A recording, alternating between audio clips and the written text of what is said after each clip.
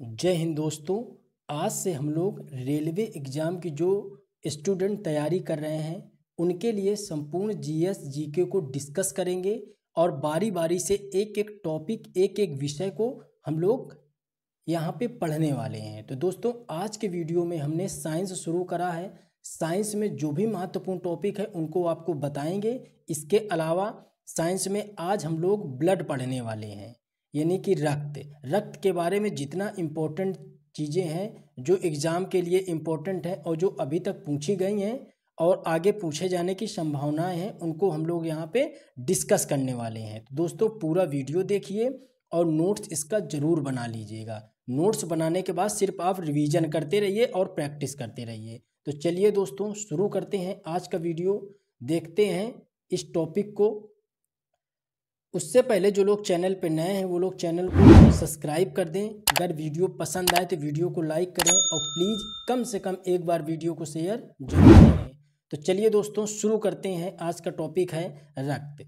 दोस्तों उससे पहले कुछ चीज़ें हमें समझनी होंगी, बेसिक चीज़ें समझनी होंगी। जैसे आप यहाँ पे ये बात समझ लीजिए कि रेलवे के जैसे एनटीपीसी का एग्ज़ाम आप देने वाले हैं। एक मिनट आप यहाँ पे समझ लीजिए कि जैसे आप एनटीपीसी का एग्ज़ाम देंगे तो एनटीपीसी के एग्ज़ाम में दो होते हैं, एक होता है सीबीटी 1 और एक होता है सीबीटी 2। तो सीबीटी 1 में 40 प्रश्न आपसे पूछता है जीएस के, 40, और सीबीटी 2 में 50 प्रश्न जीएस के आते हैं।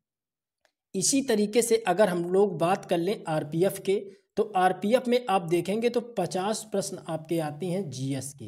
कितने? 50 प्रश्न जीएस के आते हैं। और ग्रुप डी की अगर बात कर लें हम लोग तो 45 प्रश्न, 45 प्रश्नों में से 20 प्रश्न होते हैं सामान्य विज्ञान के और उसमें से जो 25 प्रश्न सामान्य विज्ञान के और 20 प्रश्न में जनरल अवेयरनेस और करंट अफेयर का सेगमेंट होता है। तो दोस्तों आप इसी तरीके से पहले सिलेबस को समझ लो, समझने के बाद उसी के अकॉर्डिंग आप तैयारी करो कि किस सेगमेंट से कहाँ से कितने ज़्यादा क्वेश्चन पूछे जा रहे हैं। तो दोस्तों इसी के अकॉर्डिंग हम लोग पढ़ने वाले हैं। जितने भी बच्चे रेलवे एग्ज़ाम की तैयारी कर रहे हैं वो सभी इस वीडियो को ज़रूर देखें। बहुत इंपॉर्टेंट सेगमेंट होंगे, सारे वीडियोज हम रेलवे के अकॉर्डिंग लेकर के आने वाले हैं। तो सीरियस होकर के जो बच्चे सीरियस हैं वो आराम से इस चैनल के द्वारा पूरा संपूर्ण सिलेबस कवर कर सकते हैं। तो चलिए इसका पीडीएफ भी हम आपको डिस्क्रिप्शन में लगा देंगे, तो आप पीडीएफ से पूरा सिलेबस डाउनलोड कर लीजिएगा कि कहाँ से किस सेगमेंट से कितने क्वेश्चन पूछे गए और पिछली बार कितने क्वेश्चन कैसे पूछे गए थे। ठीक है, तो चलिए आज की क्लास हम लोग शुरू करते हैं। पीडीएफ हम आपको प्रोवाइड करा देंगे। चलिए तो देखते हैं, सबसे पहले समझते हैं रक्त के बारे में। ठीक है, तो रक्त में सबसे पहले देख लेते हैं रक्त की कुछ विशेषताएं हैं कि जैसे यह एक तरल संयोजी ऊतक होता है। कैसा? तरल संयोजी ऊतक होता है। अब इसका जो पीएच वैल्यू होता है वो 7.4 होता है, यानी कि यह क्षारीय प्रकृति का होता है। सामान्य व्यक्ति के शरीर में रक्त की मात्रा कितने परसेंट होती है? वजन का 7% होती है। कितना? जैसे अगर कोई व्यक्ति 50 किलो का है तो उसके वजन का 7% होगा, तो यानी कि लगभग 3.5 लीटर ब्लड उसके बॉडी में होना चाहिए। ठीक है, अब सामान्य रक्त की अगर मात्रा देखी जाए तो पुरुषों में 5 से 6 लीटर होती है, महिलाओं में 4 से 5 लीटर होती है। ये बात हम समझ रहे हैं रक्त के बारे में। और रक्त के अध्ययन को क्या बोला जाता है? तो हेमेटोलॉजी रक्त के अध्ययन को बोला जाता है। रक्त दाब किससे मापते हैं? तो स्फैग्नोमैनोमीटर से रक्त दाब मापा जाता है। अगर रक्त दाब की बात कर लें तो एक सामान्य व्यक्ति में रक्त दाब कितना होता है? तो 120 से 120/80 mm रक्त दाब होना चाहिए एक सामान्य व्यक्ति का। ठीक है, तो ये बात थी। रक्त से कुछ विशेष पॉइंट थे जो डायरेक्ट कभी कभी पूछता है। अब हम लोग समझते हैं कि रक्त का बॉडी में निर्माण कैसे होता है। तो देखो इसके लिए दो कंडीशंस हैं। पहली ये कि यदि बच्चा माँ के पेट में है, यानी उसको बोला जाता है भ्रूण में है, तो जब भ्रूण में होगा तो उसमें जो ब्लड बनेगा, इस चित्र में आप देख सकते हैं कि ये भ्रूण की अवस्था दिखाई गई है। ठीक है, ये भ्रूण में बच्चा दिखाया जा रहा है। तो अगर भ्रूण में है तो वो बनेगा, उसका जो ब्लड बनेगा वो बनेगा किससे? लीवर में बनाएगा, उसको लीवर बनाएगा, ब्लड उसको सप्लाई करेगा। लेकिन अगर कोई इंसान है, वयस्क है, तब उसका ब्लड कहाँ से बनता है? तब उसका ब्लड बनता है अस्थिमज्जा यानी बोन मैरो से बनता है। अब बोन मैरो क्या होती है? तो जैसे ये आपका एक हड्डी है, ये हड्डी का पार्ट यहाँ पे बना हुआ है, ठीक है। तो आप देख रहे होगे इस पार्ट को जूम करके यहाँ पे दिखाया गया है, तो इसके अंदर ये छोटे छोटे पार्ट आपको दिख रहे हैं, इसी को बोला जाता है बोन मैरो। क्या बोलते हैं? इसी को बोलते हैं बोन मैरो। और इसी के अंदर आपकी तीनों सेल पाई जाएंगी, red blood cell, white blood cell और प्लेटलेट्स। याद रखिएगा, वयस्क मनुष्य में ब्लड बनता है कहाँ पे? बोन मैरो पे। और भ्रूण में बनता है कहाँ पे? लीवर पे। क्यों? क्योंकि जो भ्रूण होता है उसमें कोई हड्डी नहीं पाई जाएगी जी। क्यों? अभी हमने बताया वयस्क मनुष्य में हड्डियों में बनता है, अस्थिमज्जा पे बनता है, हड्डी के अंदर ही अस्थिमज्जा होता है तो उसमें बनता है। लेकिन अगर कोई बच्चा है, भ्रूण है, माँ के पेट के अंदर है, तो उसमें तो अभी कोई हड्डी नहीं है ना, तो उसमें ब्लड कहाँ से बनेगा? तो उसमें ब्लड बनेगा लीवर से। तो ये क्वेश्चन पूछता है, तो इसको आप अच्छे से याद रखिएगा, हमने चित्र के द्वारा आपको ये समझा दिया। अब आगे देखते हैं कि रक्त किन घटकों से मिलकर के बना होता है, उसका कंपोजिशन क्या है। तो कंपोजिशन समझने के लिए हम समझते हैं कि इसके दो पार्ट हैं, एक पार्ट है प्लाज्मा, दूसरा पार्ट है रुधिराणु, इन्हीं को रक्त कणिकाएं कहते हैं। बॉडी में सबसे ज़्यादा जो मात्रा होती है प्लाज्मा, यानी 55% प्लाज्मा सहयोग करता है और 45% सहयोग करता है रुधिराणु। रुधिराणु के अंदर आप देखते हैं आरबीसी, डब्ल्यूबीसी और प्लेटलेट्स आती हैं। आरबीसी को एरिथ्रोसाइट, डब्ल्यूबीसी को ल्यूकोसाइट और प्लेटलेट्स को थ्रोम्बोसाइट कहा जाता है। ये इनके टेक्निकल नाम है, यानी वैज्ञानिक नाम है। इनको डिटेल में हम लोग आगे बताएंगे आपको। अब प्लाज्मा में क्या क्या चीज़ें होती हैं? तो प्लाज्मा में सबसे ज़्यादा मात्रा में होता है जल। प्लाज्मा के भी बारे में आपको अभी हम बताएंगे। तो प्लाज्मा में सबसे ज़्यादा होता है जल 90%, फिर होता है प्रोटीन और लवण, ग्लूकोज और अन्न में 2% होता है। तो बॉडी में जो रक्त का कंपोजिशन होता है वो दो भाग उसको मिलकर के कंप्लीट करते हैं, एक होता है प्लाज्मा, एक होता है रुधिराणु। रुधिराणु के अंदर ही आरबीसी, डब्ल्यूबीसी, प्लेटलेट्स आती हैं और प्लाज्मा के अंदर जल, प्रोटीन, लवण, ग्लूकोज और अन्य चीज़ें आती हैं। यहाँ तक आपके शायद बात अच्छे से समझ में आ गई होगी कि रक्त कहाँ पे बनता है और रक्त बनता है तो रक्त में क्या क्या चीज़ें होती हैं। ये देखो, ये फिगर है रक्त निर्माण में। ये जो आप गोल आकार की आकृतियां देख रहे हैं इसको बोला जाता है आरबीसी है। क्या है? आरबीसी। ये आप जो फिगर देख रहे हो इनको बोला जाता है प्लेटलेट्स, प्लेटलेट्स। और ये जो चित्र आप देख रहे हो ये है डब्ल्यूबीसी यानी व्हाइट ब्लड सेल। ठीक, अब ये आपने समझी वेसल से, यानी कि ब्लड वेसल से, यानी ब्लड जिस कोशिकाओं में बहता है, जिन सिराओं में बहता है उनको बोल रहे हैं। ठीक है, उसके अंदर आपको ये चीज़ देखने को मिलती है। और इसमें से जो लिक्विड आप देख रहे हो ये बिखरा पड़ा है पीले कलर का, ये जो लिक्विड आप देख रहे हो ये क्या है? तो ये प्लाज्मा है। तो बॉडी में 55% प्लाज्मा होता है। ये बात आप अच्छे से समझ ली। अगर आपने कोई नस काटी तो नस के अंदर से ब्लड निकलता है, उस ब्लड में ये चीज़ें आपको देखने को मिलेंगी, जो चीज़ें हमने यहाँ पे फिगर पे आपको समझाया। ठीक है, नस के अंदर जिसमें ब्लड होता है उसके अंदर आपको ये चीज़ें देखने को मिलती हैं।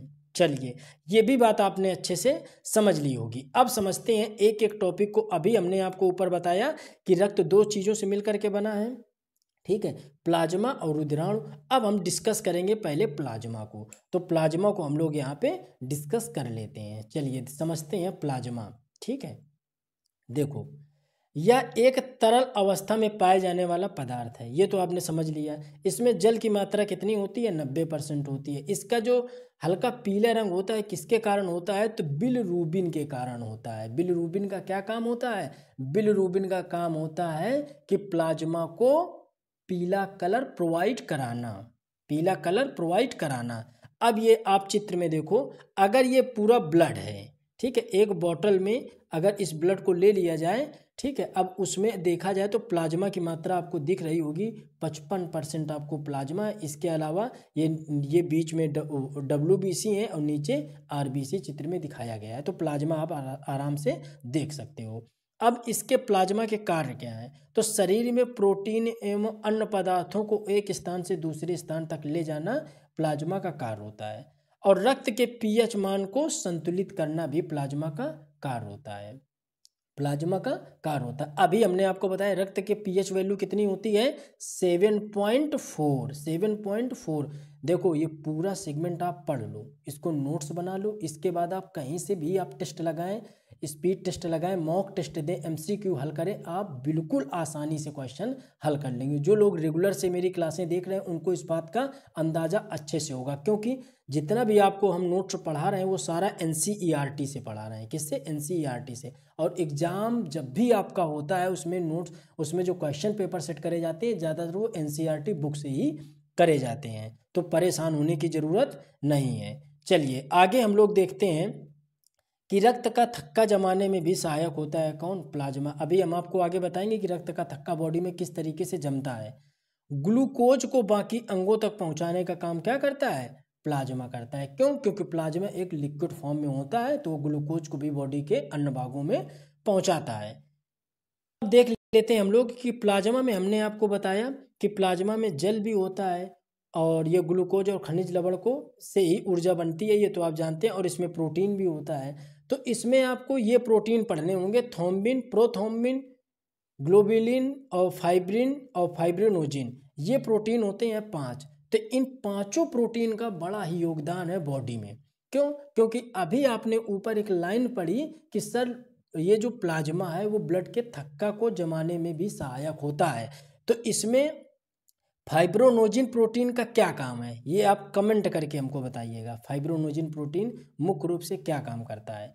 चलिए, तो अब हमने समझ ली कि प्लाज्मा में इतनी चीज़ें पाई जाती हैं। अब देख लेते हैं हम लोग, एक टर्म्स आता है सीरम। तो सीरम भी प्लाज्मा के ही अंदर होता है। अगर सीरम, देखो ये बॉटल जैसे हमने ले ली, इस किट में अगर ब्लड ले लिया जाए तो जो ऊपर पीला वाला भाग है ना उसको सीरम कहते हैं। लेकिन सीरम कैसे होगा? नीचे थक्का जम चुका है, थक्का के ऊपर का जो पार्ट है, अगर प्लाज्मा से फाइब्रोनोजिन प्रोटीन को हटा दिया जाए तो जो पार्ट बचेगा वो सीरम कहलाएगा। चित्र में आप आसानी से देख सकते हो, चित्र में आप देख सकते हो। और फाइब्रोनोजिन प्रोटीन का क्या काम होता है? तो यह रक्त का थक्का जमाता है। अभी हमने आपको ऊपर दिया था कि इसका क्या काम है, तो यह रक्त का थक्का जमाने का काम करता है फाइब्रोनोजिन प्रोटीन। अगर इसको हटा दिया जाए प्लाज्मा से तो जो भाग बचेगा वो सीरम कहलाता है। ठीक है, इसका रंग क्या होता है? हल्का पीला इसका रंग होता है। तो आपने सीरम भी समझ लिया। तो हमने प्लाज्मा को देखा कि प्लाज्मा का क्या कार्य होता है, प्लाज्मा क्या होता है, इसमें जल की मात्रा क्या होती है, इसमें इसका पीला रंग किसके कारण होता है, इसमें प्रोटीन कौन से पाए जाते हैं, ये आपने अच्छे से प्लाज्मा के बारे में पढ़ लिया। अब हम लोग पढ़ने वाले हैं रुधिराणु के बारे में। ठीक है, 2 पार्ट बताए ना हमने आपको ब्लड के, एक बताया प्लाज्मा, दूसरा बताया रुधिराणु। ठीक है, तो अब हम लोग रुधिराणु के बारे में अच्छे से पढ़ने वाले हैं। तो समझ लेते हैं, इसमें रक्त का जो या 45% भाग होता है रक्त में। इसके रक्त में निर्माण में 45% रोल अदा करता है कौन? रुधिराणु। इसमें 3 प्रकार के होते हैं, आरबीसी, डब्ल्यूबीसी और प्लेटलेट्स। ये 3 टाइप का होता है, आरबीसी, डब्ल्यूबीसी और प्लेटलेट्स। ये 3 टाइप का आपने पढ़ा। अब हम लोग एक एक इसमें टाइप्स को डिस्कस करेंगे। सबसे पहले हम लोग डिस्कस करेंगे आरबीसी, यानी लाल रक्त कणिकाएं, रेड ब्लड कार्पल्स। क्या? Red blood carpals. अब देख लीजिए, ये देखो, मान लो ये आपकी वेसल्स हैं जिसमें आपका ब्लड आपके शरीर के अंदर दौड़ता है, फ्लो करता है, उसको वेसल्स। ठीक है, ये जो वेसल्स हैं इसके अंदर आपने समझा कि क्या क्या होता है। प्लेटलेट्स होती है, आरबीसी होती है, डब्ल्यूबीसी होती है, प्लेटलेट्स होती है, प्लाज्मा होता है। ये सारा किस में होता है? इस वेसल्स में होता है। तो आप लाल रक्त कणिकाओं को कैसे समझेंगे कि कौन सी लाल रक्त कणिकाएं हैं? तो देखो, ये जो आपको गोल आकार की दिख रही हैं, ठीक है, तो इन्हीं को बोला जाता है आरबीसी। इनका आकार निश्चित होता है, लेकिन डब्ल्यूबीसी का आकार कोई निश्चित नहीं होता है। ठीक है, अभी चित्र में ऊपर आपको अच्छे से समझाया था। अब देख लेते हैं आरबीसी के बारे में कि इसका वैज्ञानिक नाम क्या होता है। एरिथ्रोसाइट इसका टेक्निकल नाम है। निर्माण इसका कहाँ होता है? तो अस्थिमज्जा में होता है। और भ्रूण अवस्था में कहाँ पे होता है? तो लीवर में होता है। ये बात हमने आपको ऊपर समझाई। आरबीसी, डब्ल्यूबीसी और प्लेटलेट्स, इन तीनों में अगर ब्लड का निर्माण होना है तो कहाँ पे होगा? अस्थिमज्जा यानी बोन मैरो में होगा। आरबीसी का जो मरती कहाँ पे है? तो प्लीहा में मरती हैं। ठीक है, प्लीहा में मरती हैं। तो आरबीसी कि कब्र जो कहते हैं तो किसको कहा जाता है, तो प्लीहा कोई आरबीसी की कब्र कहा जाता है। जीवन काल इसका 120 दिन होता है, यानी 4 महीने के लगभग इसका जीवन काल होता है। 4 महीने के बाद ये स्वतः ही डेड होने लगती हैं और बॉडी में नई आरबीसी का निर्माण चालू हो जाता है। ठीक है। आरबीसी में केंद्रक नहीं पाया जाता है, आरबीसी में केंद्रक नहीं पाया जाता है, बहुत इंपॉर्टेंट है। सारे इंपॉर्टेंट पॉइंट लिखें, इनको मिस मत करिएगा, आप सारे पॉइंट आपको नोट करने हैं। ठीक है। लेकिन अपवाद के रूप में ऊंट की प्रजाति जो होती है और लामा की जो प्रजाति होती है, इसमें केंद्रक नहीं पाया जाता। यही अपवाद से ही आपसे क्वेश्चन पूछता है, तो इसको याद रखिएगा। अब देख लेते हैं आरबीसी की संख्या बॉडी में कितनी होती है। तो आरबीसी की संख्या पुरुषों में होती है 45 से 55 लाख और महिलाओं में होती है 40 से 45 लाख। आरबीसी में हीमोग्लोबिन पाया जाता है, जिससे जो उसका कलर होता है वो लाल कलर का होता है। देखो आरबीसी आप ये देख रहे हो, ये लाल कलर की है, तो लाल कलर किसके कारण है, हीमोग्लोबिन के कारण है। प्लाज्मा का पीला रंग किसके कारण था, तो बिलरूबिन के कारण था। एक एक पॉइंट अच्छे से याद करना है, बिलरूबिन के कारण था। लेकिन आरबीसी का रेड कलर किसके कारण है, तो हीमोग्लोबिन के कारण है। अगर हीमोग्लोबिन हटा दिया जाए तो आरबीसी रक्तहीन हो जाएगी, यानी कि उसमें रंगहीन हो जाएगी, यानी उसमें कोई कलर नहीं होगा, कोई कलर नहीं होगा। तो उसका जो रेड कलर है किसके कारण है, हीमोग्लोबिन के कारण है। आरबीसी का मुख्य काम ऑक्सीजन का परिवहन, यानी आरबीसी मुख्य रूप से O2 को यानी ऑक्सीजन को पूरी बॉडी में ट्रांसफर करती है, पूरी बॉडी में सप्लाई करती है। ठीक है। अब हम लोग देख लेते हैं कुछ नोट में ये चीज़ समझते हैं कि देखो काकरोच में खून का जो रंग होता है काकरोच के, वो क्या होता है, सफ़ेद। वो सफ़ेद रंग किसके कारण होता है, हीमोविफ पाया जाता है, इसके कारण उसका रंग सफ़ेद होता है। ऑक्टोपस के खून का रंग क्या होता है, नीला, किसके कारण होता है, तो हीमोसाइनिन पाया जाता है, इसके कारण उसका रंग नीला होता है। इन दोनों जीवों में हीमोग्लोबिन नहीं पाया जाता। अगर हीमोग्लोबिन पाया जाता तब काकरोच के ब्लड का रंग कैसा होता, लाल होता। ऑक्टोपस के ब्लड का रंग कैसा होता, लाल होता। ये बात याद रखिए कि इनमें हीमोग्लोबिन नहीं पाया जाता है। ये खूब पूछा जाता है, डायरेक्ट क्वेश्चन आते हैं, ऑक्टोपस में का नीला रंग किसके कारण होता है, उसमें हीमोग्लोबिन पाया जाता है कि नहीं पाया जाता, ये खूब पूछता है। अब देखो सोते समय इंसान में आरबीसी की संख्या 5% कम हो जाती है। ऊंचाई पे जाने पे और गर्भधारण के समय आरबीसी की संख्या 30% बढ़ जाती है। ये दोनों पॉइंट आपको अच्छे से याद रखना है। अब हम लोग समझ लेते हैं कि जैसे आरबीसी किसी इंसान में कम हो जाए तो कौन सी बीमारी होती है, और आरबीसी अगर बढ़ जाए तो कौन सी बीमारी होती है। देखो हर एक चीज़ इंसान के अंदर संतुलित होने पे वो स्वस्थ होता है। अगर कोई चीज़ असंतुलित हो गई तो इंसान क्या हो जाएगा, बीमार हो जाएगा। ठीक है। तो आरबीसी अगर किसी इंसान में कम हो गई, आरबीसी की संख्या कम हो गई, तब इंसान को एनीमिया रोग हो जाता है। एनीमिया रोग कौन सा रोग होता है, तो आपके अंदर खून की कमी आ जाती है, तो आप कमजोरी हो जाती है। और इसको डॉक्टर कैसे परखते हैं, तो आप कभी देखना जब आपको एनीमिया हो जाएगा तो डॉक्टर आपकी आँखों को, पलकों को कहेगा और तेज खोलो, और आँखों के नीचे देखता है कि वो जो आँखों में जो वेसल्स पाई जाती हैं वो रेड कलर की होती हैं, लेकिन जब खून की कमी हो जाती है तो हल्की वो पीली हो जाती हैं। तो डॉक्टर उन्हीं चीज़ों को वो नोटिस करता है कि ये पीली हो गई हैं क्या। अगर ऐसी स्थिति है तो वो समझ जाता है कि इसको एनीमिया हो गया, यानी खून की इसके बॉडी में कमी है। तब डॉक्टर क्या करता है, तब डॉक्टर आपको क्या करता है, आयरन की गोली देता है। क्यों आयरन की गोली देता है, और आयरन से बढ़ता है हीमोग्लोबिन, और जब हीमोग्लोबिन बढ़ता है तो आरबीसी बढ़ती है, और आरबीसी बढ़ेगी तब क्या होगा, बॉडी में खून की मात्रा बढ़ जाती है। तो अभी शायद ये बात आप अच्छे से समझ गए होंगे कि एनीमिया रोग में क्या होता है। एक होता है थैलेसीमिया। थैलेसीमिया में भी खून की कमी होती है, ये बच्चों में होता है। इसमें खून बनना लगभग बंद हो जाता है, तो बाहर से ही खून इसमें चढ़ाना पड़ता है। तो ये थैलेसीमिया रोग किसमें होता है, बच्चों में होता है। एक होता है पॉलीसाइथीमिया।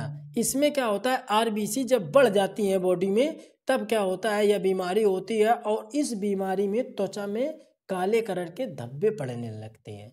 तो ये एक बीमारी हो गई। तो आरबीसी बढ़ने से कौन सी बीमारी होती है और आरबीसी घटने से कौन सी बीमारी होती है, ये आपने समझ लिया। सबसे ज़्यादा जो पूछा जाता है एनीमिया और थैलेसीमिया पूछा जाता है, तो इसको आप अच्छे से याद रखिएगा। हमने आरबीसी के बारे में पढ़ लिया। अब हम लोग पढ़ते हैं डब्ल्यूबीसी।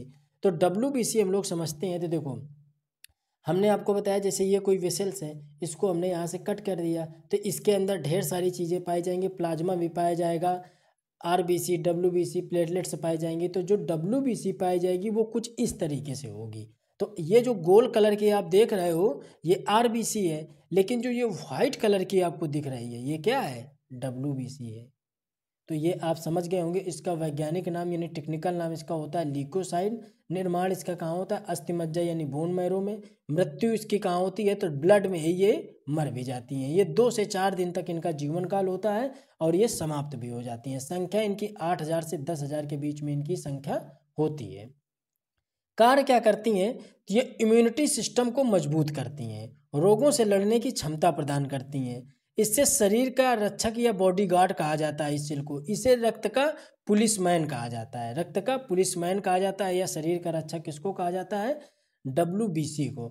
आकार इनका निश्चित नहीं होता है, केंद्रक इसमें पाया जाता है। अब एक बात समझो, अगर आप का किसी काम में मन नहीं लग रहा है, आप बड़े सुस्त सुस्त रहते हो, आप बड़े लेजी लेजी से महसूस होते हो, आपके अंदर क्षमता नहीं बची है, आप बीमार ज़्यादा होते हो, तो डॉक्टर जब ब्लड चेक कराता है तो उसमें आरबीसी डब्ल्यूबीसी प्लेटलेट सारी रिपोर्ट लगाता है। उससे क्या होता है, डॉक्टर को अगर डब्ल्यूबीसी 8 से 10,000 के से कम है तो समझ जाता है कि मेन वजह इसके बीमार होने की यही है। क्यों, क्योंकि उसका इम्यूनिटी सिस्टम क्या हो चुका है, कमज़ोर हो चुका है। जब इम्यूनिटी सिस्टम कमज़ोर हो जाएगा बॉडी का, तो कोई भी वायरस बाहर से अटैक करेगा बॉडी में तो क्या होगा, बॉडी को वो नुकसान ही पहुंचाएगा। लेकिन जब डब्ल्यूबीसी बॉडी में पर्याप्त मात्रा में होंगी तो बॉडी, और डब्ल्यूबीसी का काम है क्या, कि बॉडी को एक बॉडीगार्ड के रूप में कार्य करता है, यानी पुलिसमैन के रूप में कार्य करता है। तो वो जब तैयार होगा, अच्छे से तैयार होगा, तो जब कोई बाहरी वायरस हमारी बॉडी में अटैक करेगा तो उसको अटैक नहीं करने देगा, वो उसका जवाब देगा, वो उसको मार देगा। तो बात समझ में आ गई कि डब्ल्यूबीसी अगर कम है तो इंसान बहुत सुस्त रहता है, वो ज़्यादातर बीमार रहता है, उसका किसी काम में भी मन नहीं लगता। वो 2 मिनट पढ़ेगा, इसके बाद फिर कॉपी बंद कर देगा, वो पूर्ण रूप से डिस्टर्ब हो चुका होता है। ठीक है, तो डॉक्टर क्या करता है कि जब भी ब्लड चेक कराता है तो आरबीसी डब्ल्यूबीसी प्लेटलेट्स हीमोग्लोबिन ये सब देखता है। ठीक है, अब हम लोग आगे देख लेते हैं कि डब्ल्यूबीसी के बढ़ने और घटने से क्या रोग होता है। तो डब्ल्यूबीसी की संख्या बढ़ने से ल्यूकीमिया रोग हो जाता है। ल्यूकीमिया क्या होता है, तो ल्यूकीमिया वही रोग है जिसमें ब्लड में कैंसर हो जाता है, इसको ब्लड कैंसर के नाम से भी जानते हैं। अगर डब्ल्यूबीसी की संख्या बढ़ने लगे तो ल्यूकीमिया रोग निश्चित तौर पे हो जाएगा। डब्ल्यूबीसी की संख्या कम होने से ल्यूकोपीनिया रोग हो जाता है। कौन सा हो जाता है, ल्यूकोपीनिया रोग हो जाता है। अब एक यहाँ पे समझने वाली बात है कि एचआईवी यानी एड्स होने पे डब्ल्यूबीसी की संख्या काफ़ी हद तक कम हो जाती है। यह शरीर की प्रतिरक्षा प्रणाली को कमज़ोर भी करता है। तो हमने समझ लिया डब्ल्यूबीसी, जैसे आरबीसी के समझे कि बढ़ने से कौन सा रोग होता है, कमी से कौन सा रोग होता है, वैसे हमने डब्ल्यूबीसी को समझ लिया। अब हम लोग यहाँ पे समझने वाले हैं कि डब्ल्यूबीसी कितने प्रकार का होता है। तो समझ लेते हैं डब्ल्यूबीसी के कितने टाइप्स हैं। तो इसके 2 टाइप्स हैं, एक टाइप्स है अकणिका युक्त, दूसरा टाइप से कणिका युक्त। ये काफ़ी इंपॉर्टेंट है, इसको अच्छे से समझिएगा। देखो, अब कणिका युक्त और अकणिका युक्त हमने आपको बताया। अब कणिका युक्त में आपको 2-3 चीज़ें देखनी है।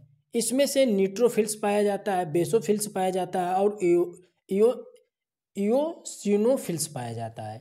और अकणिका युक्त में मोनोसाइट पाया जाता है और लिम्फोसाइट पाया जाता है। न्यूट्रोफिल्स क्या होता है, तो इस बॉडी में डब्ल्यूबीसी में न्यूट्रोफिल्स ही सबसे ज़्यादा मात्रा में पाया जाता है। क्यों, क्योंकि डब्ल्यूबीसी क्या करती है, इम्यूनिटी सिस्टम को मजबूत करती है, बाहरी वायरस से लड़ने में हमारी मदद करती है, तभी तो इसको रक्त का पुलिसमैन कहा जाता है, तभी से रक्त का पुलिसमैन कहा जाता है।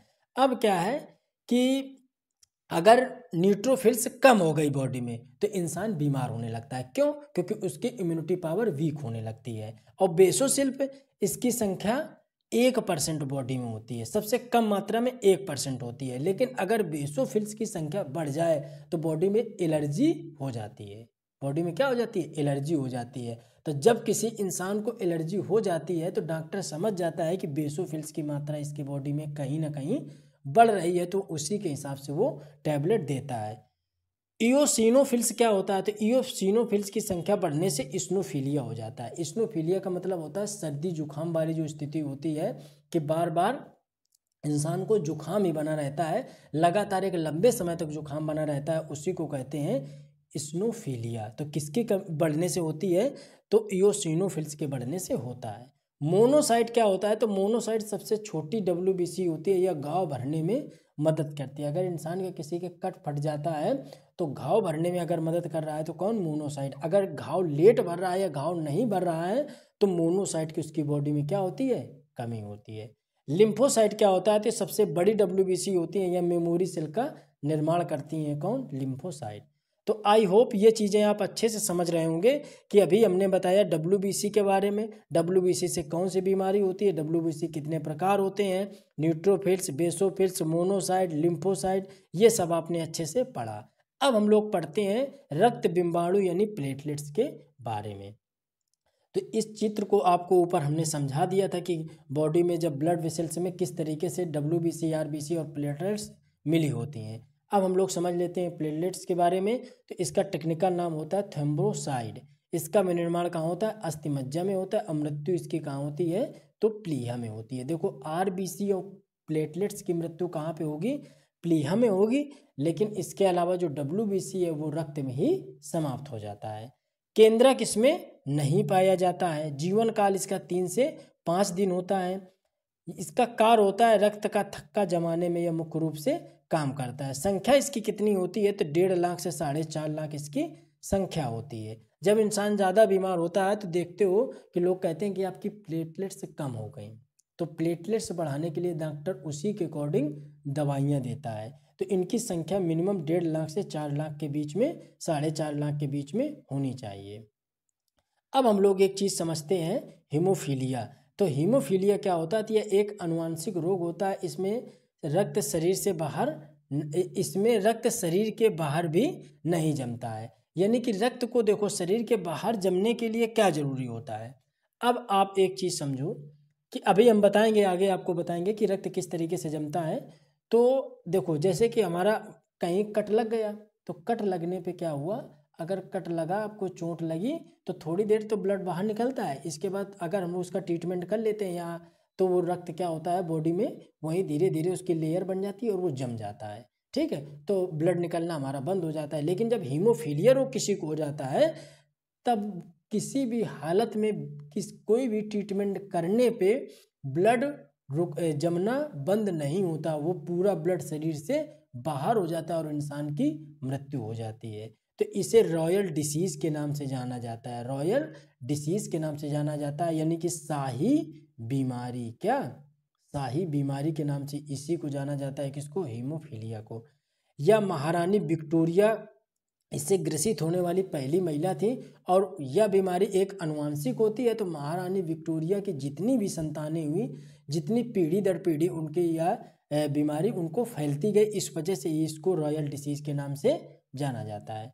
रक्त का थक्का जमाने में, अगर रक्त का थक्का जम रहा है तो उसको रोकता कौन है कि रक्त का थक्का ना जमे? तो हिपेरिन एक पाया जाता है, तो हिपेरिन इसको रोकता है।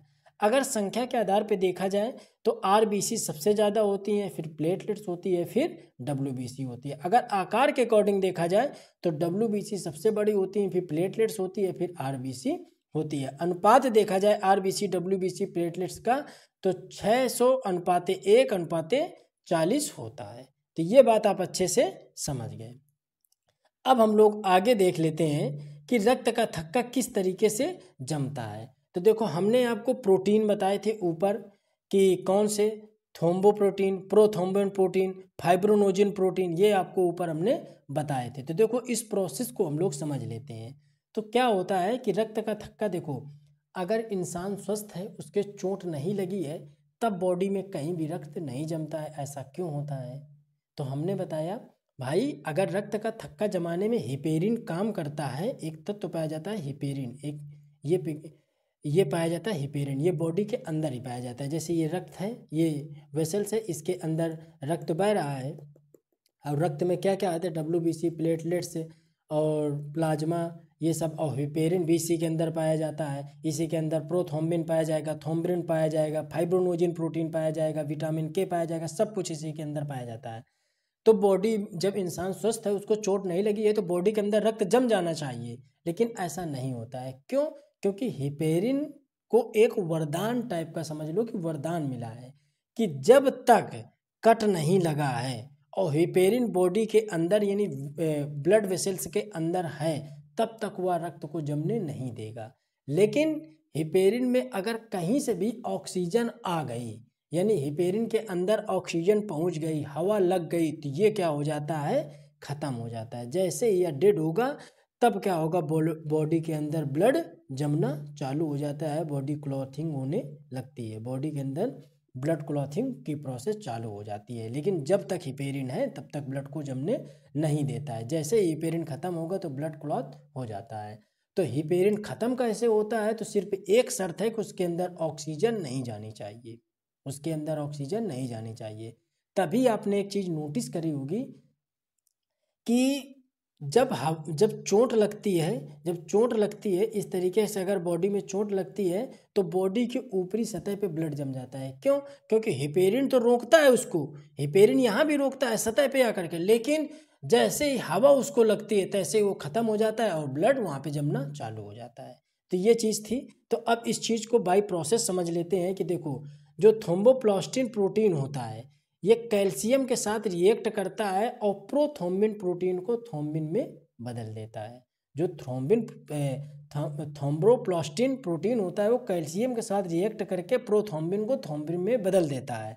फिर थ्रोम्बिन प्रोटीन क्या करता है, फाइब्रोनोजिन प्रोटीन के साथ रिएक्ट करने के बाद फाइब्रिनिन बनाता है। क्या बनाता है? फिब्रिन बनाता है। अब ये फिब्रिन क्या करता है, ये फिब्रिन रक्त रुधिराणु का क्या मतलब है, WBC, प्लेटलेट्स और RBC, इनके साथ मिलकर के रक्त का थक्का बना देता है। जब हमने आपको बताया कि थ्रोम्बिन प्रोटीन फाइब्रोनोजिन प्रोटीन के साथ रिएक्ट करके फिब्रिन बनाता है, क्या बनाता है, फिब्रिन। और फिब्रिन वो स्थिति होती है जब वो क्या करता है कि WBC, RBC, प्लेटलेट्स, इन सबको अपने पास कलेक्ट करके एक जालीनुमा संरचना बना देता है। कुछ इस तरीके से संरचना बनती है। अब देखो, ये एक नली है या एक वेसल्स है जहाँ पे हमारा अंदर ये ब्लड घूम रहा है। अब क्या था कि फिब्रिन ने क्या किया कि WBC, प्लेटलेट्स, इन सब को मिला करके क्या किया कि एक जालीनुमा संरचना बनाना चालू कर दिया। इस तरीके से जो व्हाइट व्हाइट आप देख रहे होंगे, ये जाली बना रहा है, जालीनुमा संरचना बना दी और ब्लड हमारा यहीं पे जम गया। तो ये होता है, जैसे आपके चोट लगी तो ऊपर हिपेरिन तो रोकता है, लेकिन हिपेरिन के अंदर एक निगेटिव पॉइंट है कि जैसे ही वो हवा के संपर्क में आएगा तो वो खत्म हो जाएगा। तो वो वहाँ पे ख़त्म हो जाता है।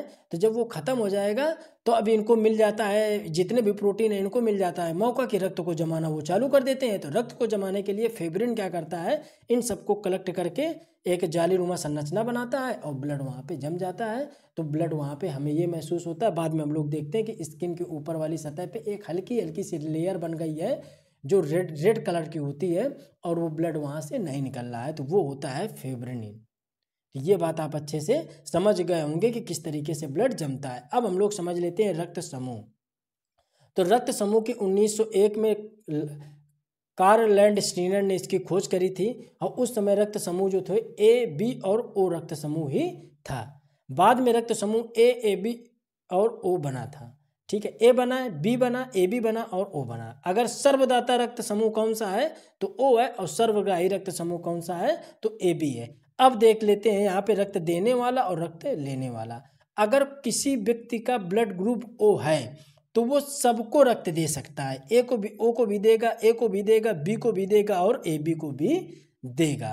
लेकिन अब इसी चीज को समझते हैं, अगर किसी व्यक्ति का ब्लड ग्रुप A है तो वो A को देगा और AB को देगा। किसको देगा? A को देगा और AB को देगा। वो सिर्फ दो लोगों को देगा, A को देगा, AB को देगा। किसी का अगर ब्लड ग्रुप B है तो वो किसको देगा, तो वो बी को देगा और ए बी को देगा, बी को देगा और ए बी को देगा। और अगर किसी व्यक्ति का ब्लड ग्रुप ए बी है तो किसको देगा, वो सिर्फ ए बी को ही देगा। तो दोस्तों ये रक्त यूनिट था, ये पूरा कंप्लीट हो चुका है। आप इसका नोट्स बनाइए और इसको बढ़िया से रिवीजन करिए। और इसके आगे के वीडियो हम अब थोड़ा सा समय का अभाव रहता है क्योंकि जॉब भी थोड़ा सा देखना पड़ता है, जॉब प्रोफाइल भी उसको मेंटेन करना पड़ता है, क्योंकि इस समय वर्तमान में हम राज्य सरकार को सेवाएं दे रहे हैं, तो इस समय जॉब को भी देखना पड़ता है, तो डेली वीडियो अपलोड नहीं हो पा रहा है। लेकिन कोशिश हम करते हैं कि अब डेली वीडियो अपलोड करा जाए, नहीं तो 2 दिन में वीडियो आपको उपलब्ध हो जाएगा। आप टेंशन ना लो, आप अच्छे से इन चीज़ों को कवर करो, तैयार करो और याद करो। दोस्त जल्द ही इसका अगला टॉपिक लेकर के आएंगे। अभी हम कुछ दिनों तक ये जो साइंस वाला पोर्शन है रेलवे के लिए साइंस ही पढ़ाएंगे। इसके बाद जैसे जैसे आप लोग बताते जाएंगे उसके अकॉर्डिंग हम चीज़ों को शेड्यूल करते जाएंगे। तो दोस्तों कैसा लगा वीडियो अच्छा लगा है तो प्लीज़ चैनल को सब्सक्राइब करें और बेल आइकन को प्रेस करें और वीडियो को लाइक करके शेयर करें। मिलते हैं अगले वीडियो में, तब तक जय हिंद जय भारत।